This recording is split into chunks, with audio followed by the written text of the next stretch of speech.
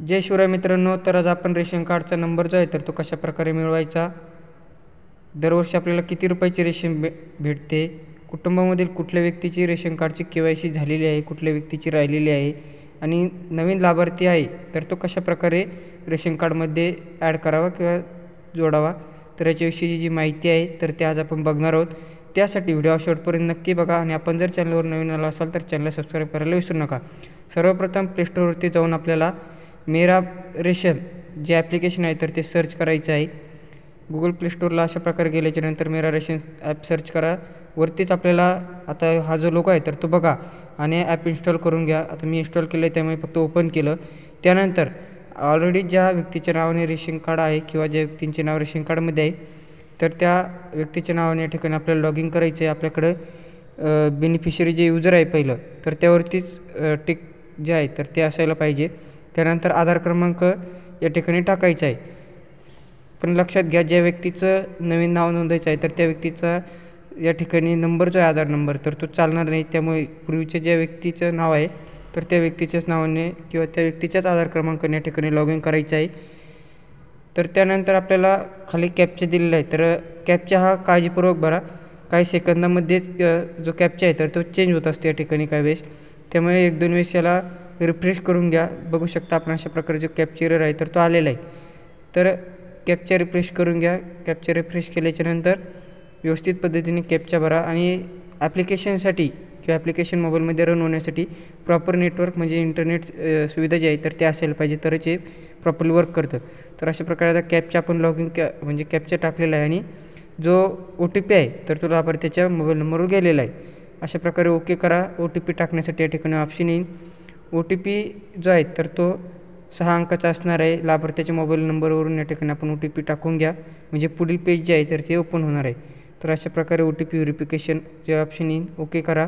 त्यानंतर जी पिन आहे तर तो आपण मिनी पिन या ठिकाणी क्रिएट करू शकता, पण आपण या ठिकाणी स्किप करणार आहोत। त्यानंतर जे परमिशन आहे लोकेशन परमिशन वगैरे तर त्या अलो करून द्या आणि समोरच आपण बघू शकता की जे लाभार्थी आहे तर त्याचं कार्ड जे आहे तर त्या ठिकाणी देण्यात आले, त्यावरती नंबर वगैरे देखील आहे आणि इतर जे ऑप्शन आहे तर ते देखील या ठिकाणी देण्यात आले। तर आता बघूया लाभ, तर बेनिफिशियरी म्हणजे किती बेनिफिट रिसीव होतो आहे दरवर्षाला, तर या ठिकाणी बघू शकता महिन्याला किती रुपये आणि वर्षाला टोटल जे रक्कम आहे तर ती किती देण्यात येत आहेत तर या ठिकाणी दिसत आहे।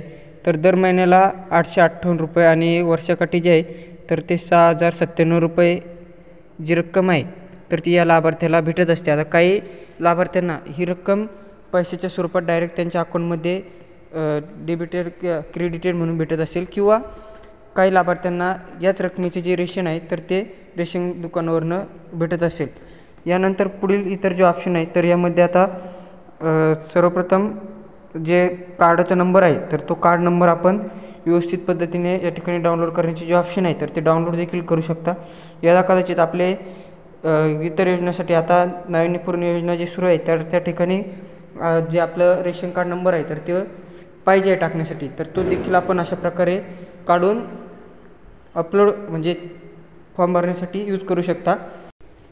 त्यानंतर मॅनेज फॅमिली या ऑप्शनवरती क्लिक करून कुठल्या लाभार्थीची किंवा रेशन कार्डमध्ये नाव असलेल्या कुठल्या व्यक्तीची KYC बाकी आहे तर आपण या ठिकाणी बघू शकता KYC व्हेरीफाईड हिरव्या कलरमध्ये ऑप्शन आहे आणि नॉट रिपोर्टेड बाय स्टेट म्हणजे हे जे असं ऑप्शन दिसत असेल तर त्या व्यक्तीची KYC जी आहे तर ती बाकी आहे।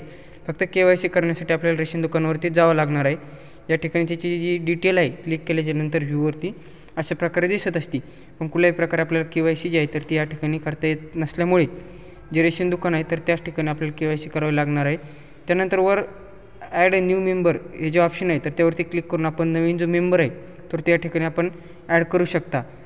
तर मित्रांनो, अशा प्रकारची माहिती होती। माहिती कशी वाटली खाली कमेंट करायला विसरू नका आणि आपल्या इतर मित्रांना व्हिडिओज आहे तर तो शेअर करायला विसरू नका, कारण